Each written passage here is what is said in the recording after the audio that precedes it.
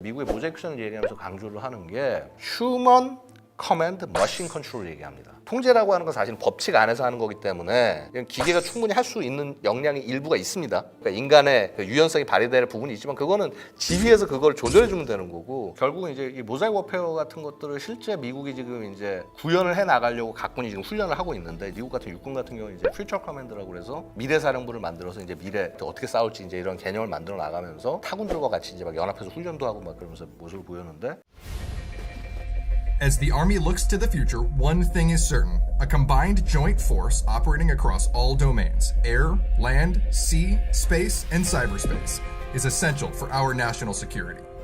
최근 훈련 중에 이 모자이크전적인 요소를 가진 훈련들이 많이 있습니다. 이 모자이크전은 기본적으로는 어떠냐면요, 규모가 작아진 전투의 모습이 좀 일부는 있을 수밖에 없다. 모자이크라는 그런 조각조각들이 서로 연결이 돼가지고서 커다란 시너지를 모으는 거니까. 그러면은 그런 조각들끼리 어떻게 서로 연결을 해가지고 해서 더 큰 그 전과를 내게 할 거냐, 소부대 이런 것들을 얼만큼 효율적으로 빨리 보내서 대응할 수 있냐. 그리고 이게 지금 사실 중국하고 상황하고도 관계가 됩니다.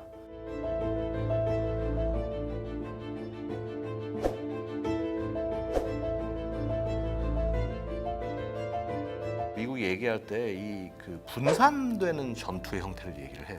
군사 원칙에서는 말도 안 되는 얘기잖아요. 말도 안 되는 얘기죠, 그렇죠? 선택 꼭 집중해야지 얘도 깨부셔도 시원치 않을 판인데 분산이라는 게 말이 되냐? 말이 되는 맥락이 뭐냐면요, 일단 접근하는 단계에서요 부대가 뭉쳐가요.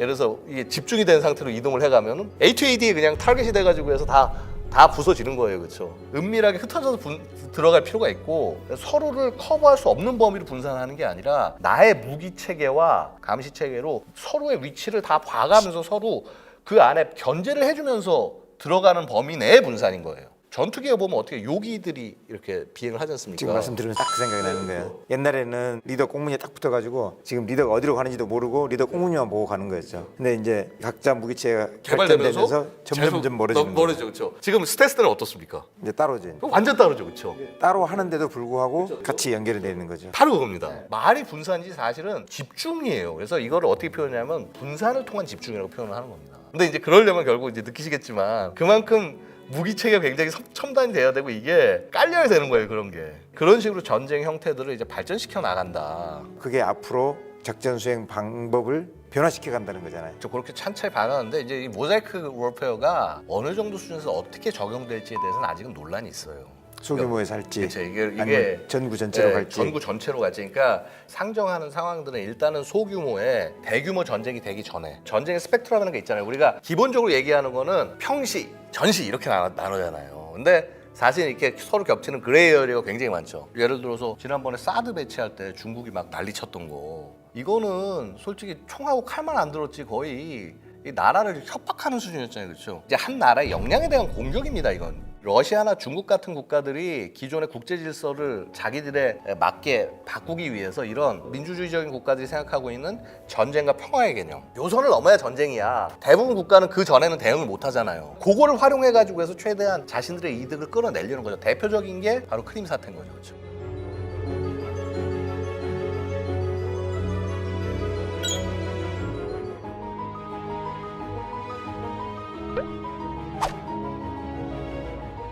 크림반도 합병하는 게 이게 사실은 나토나 뭐 미국 이런 국가들이 의지 자체도 굉장히 부족했지만 대응할 수 있는 시간과 논리가 전혀 없었어요, 그렇죠? 그냥 들어가서 전부 다 거기에서 사람들 포섭해가지고 해서 자기 편 만들어 놓고, 돈바스 지역에서는 이렇게 내전 이렇게 딱 갈등 만들어 놓고 땅땅 쳐가지고 자 지금부터 러시아에 우리는 들어갑니다, 이런 식으로 싹 해가지고 그냥 가져가 버린 거잖아요, 그렇죠? 이런 식의 분쟁 형태가 계속 되는데 이거를 대응을 못 한다? 그럼 계속 당하는 거죠, 그렇죠? 전투기 조종사들한테 주어진 책임이 사실 그거거든요. 장교로해서 내한테 책임을 지라고 하는 이유 중에 하나가 저희는 그렇게 생각하거든요. 올라가서 상황 판단을 했는데 네가 판단하기에 이거는 전투 행위로 들어갈 수 있다라고 판단하면은 내 무장을 발사를 할 수가 있는 거거든요. 그렇죠. 근데 그 결심, 그 시기를 어떻게 하느냐가 사실은 제일 키포인트가 되는 것 같아요. 모자이크에서 굉장히 또 핵심되는 것 중에 하나가 뭐냐면요, 모자이크를 구성을 해서 메워 넣어야 될 거 아니에요. 근데 누가 뭘 메워 넣을지가 되게 사실은 어렵잖아요, 그렇죠? 그거를 거의 즉각적으로 해줘야 돼. 육해공 태스크포스를 만드는데 즉각적으로 만들어줘야 돼. 이게 지금 현재 우리의 군 구조상에서는 상상을 못한 일이잖아요. 그러니까 예를 들어서 이거죠. 날아다니는 전력이 하나 있어요. 여기 지상에 분대가 하나 있어. 본대는 여기 이렇게 되게 멀리 떨어져 있고요, 그렇죠? 자, 그 다음에 적이 저기서 우르르 몰려와. 엄청난 적을 막기 위해서 여기와 여기가 평상시에 준비가 된 태세에 따라서 임무를 함명을 하면은 이제 막 편성해가지고 해서 가가지고 가서 이렇게 싸우고 그다음에 여긴 대응하고 하는 개념인데 그게 아니라 여기서 보니까 쟤들 지금 위치 어딘지 여기서 다 보인단 말이에요. 감지가 가능해. 여기를 태스크를 묶어줘서 야 니들이 여기서 타겟팅하고 그럼 니들이 여기서 무장 투하하고 해가지고 해서 앞에 쓸어버려. 사실 굉장히 효율적으로 이거 안 움직이면서 굉장히 작은 병력 효율적으로 할 수 있잖아요. 그런 것들을 만들어주기 위한 미래의 어떤 지휘 구조 이런 것들도 같이 부대 구조 이런 것도 같이 가야 된다는 거죠. 결국은 또 합동성이라는 이야기가 나오겠네요. 타군의 능력을 이해를 하느냐 못하느냐는 거거든요. 내가 육군에서 군단 단위 병력을 지휘를 했다고 하더라도 예. 해군이 가지고 있는 능력, 공군이 가지고 있는 능력, 실시간에 지금 이게 전장이 어떻게 돌아가고 있는지 거기에 대한 개념이 없다 그러면 나는 지상에 있는 내 병력만 보고 이야기를 할 것이고 아무래도 육군이 수가 많고 위주가 되다 보니까 여기들이 충분히 나머지 자산들의 역량과 능력을 이해를 못한 상태에서 이제 통합을 시도를 하다 보니까 무리한 요구가 나오기도 하고 실제 작전 수행 단계에서 통합이 안 되고 이런 일들이 생기잖아요. 근데 저는 반대로 뭐냐면은요, 공군과 해군도 지상 작전을 굉장히 이해를 잘해야 된다. 지금보다는 조금 더 많이 노력을 해주셔야 된다. 소령, 중령 이 교육하는 이런 단계에서부터들 서로 굉장히 교류를 굉장히 많이 해야 된다. 젊었을 때 생각이 완전히 고착되기 전에 자주 보고 상대방을 이해하고자 하는 개인의 노력이 제일 선행돼야 된다고 봅니다.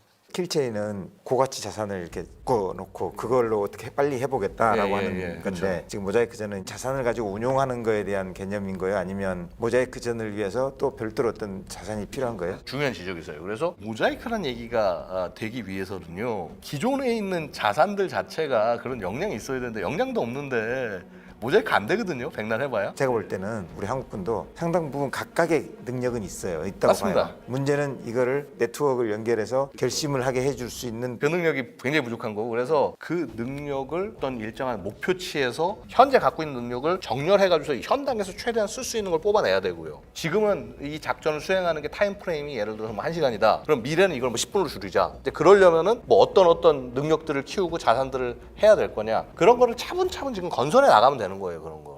갖춰야 될 무기체계 그 구체적인 어떤 뭐 사례가 있을까요? 자율 무기 체계를 밀려나가야 되는 거예요. 예를 들어서 로열 윙맨 같은 거 있지 않습니까? 그 XQ-58 발키리라고 그래서 왜 유인기가 나가면 옆에 무인기가 요기로 윙맨으로 이제 달라붙어가지고 해서 유무인 복합 팀 그거를 구성하는 무기 체계들. 프랑스군 최근에 보고 있으면은 뭐 보스턴 다이나믹스에서 나온 스팟이라고 그러는 왜 개 모양의 그 견마 로봇 있죠.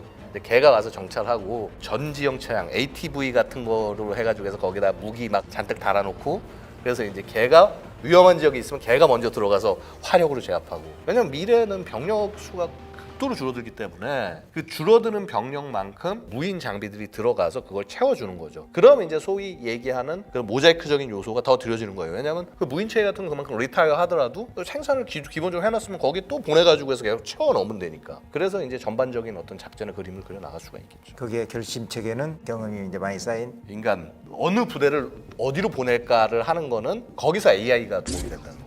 요런 부대들이 이렇게 나가 있는데 그 평상시 이 부대에 있는 데이터가 계속적으로 이제 그 잘 깔린 네트워크 통해서 이제 딱 와서 쫙 부대를 보유하고 있다가 얘를 보내야겠네. 이 부대를 가야겠네. 우리 카카오톡 시작했을 때 우리 가장 가까운 근처에 있는 요걸 불러가지고 해서 타고 가잖아요. 이 카카오 택시를 탈지 안 탈지 어디로 부를지 그 역할은 지휘가 하는 거죠, 그렇죠? 아직 뭐 먼 미래라고 생각을 했는데 그게 그렇게 멀지 않은. 근데 지금 이제 문제는 뭐냐면은 제가 되게 걱정되는 거는 제가 이제 좀 전력 연구 요즘 좀 하고 하다 보니까 이게 전력 분야에서 할 수 있는 게 뭐가 없습니다, 많이. 이 전력 사업들이 대부분 한 거의 80% 정도가 이미 다 정해진 게 가는 거잖아요, 그렇죠? 제가 볼 때는 2030년 정도까지는 사업이 뭐 할지가 거의 그림이 그려져 있잖아요. 한숨이 좀 나오는. 예, 한숨 나오시죠, 그렇죠? 예. 기존의 이 그림들을 사실은 필요하다면은 엎을 수 있는 용기도 필요한데 이게 과연 지워질 수 있겠냐. 왜냐하면 기존에 그림 나온 것들도요 굉장히 여러 사람들이 여러 노력을 통해서 나름의 논리를 갖고 그려놓은 거지 않습니까? 사실 이거를 그리고 수정하는 것 자체가 엄청난 결단과 고통이 필요한 과정이고 그렇다고 안 할 수는 없잖아요. 또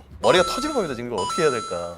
얼마만큼의 큰 사명감을 가지고 그 책임을 내가 지겠다고 달려드느냐 하는 개인의 역량도 필요하지만 그 시스템 내에서 그거를 용인해 줄 수 있는 문화가 되느냐 안 되느냐인데 뭐를 할 수가 없는 게요. 군에서 뭐 한다 어쩐다 하면은 방산비 뭐 지들끼리 모여서 뭘 어떻게 하고 뭐 하고 불신 프레임이 굉장히 높기 때문에 뭔가 과감한 개혁을 하려면 할수록 되게 힘든 거예요 이게. 정책을 선의를 갖고 진행을 하려고 그래도 진행할 수 있는 환경이 전혀 안 돼 있는 거예요. 근데 이거는 사실은 정치적 책임을 져야 되는 측면들이 있을 거예요. 이거는 단순히 뭐 국방부의 문제도 아니고 이 정치라는 그림 전반에서의 책임의 문제가 좀 크다고 봐요. 그래서 이제 그 부분까지는 제가 좀 말씀드리기 좀 그렇고요. 전쟁이 뭐 정치의 뭐 도구인 거고 군이 또 정치 수단이기도 하다 보니까 결국은 정치가 책임질 수밖에 없는 사안인데 안보라는 거는 예. 정치의 목적이기도 하지만 국민들의 생존권인 거기 때문에 국가가 제공할 수 있는 최고의 복지는 일단 안보 자체를 확보를 하는 게 일단 제일 기본적인 복지인 거고 누가 나에게 위협인지 정확히 파악을 하고 위협을 대응하기 위한 노력들을 모아 나가야 되는데 그게 안 되는 거예요. 그래서 사실 제가 계속 그 이야기했던 게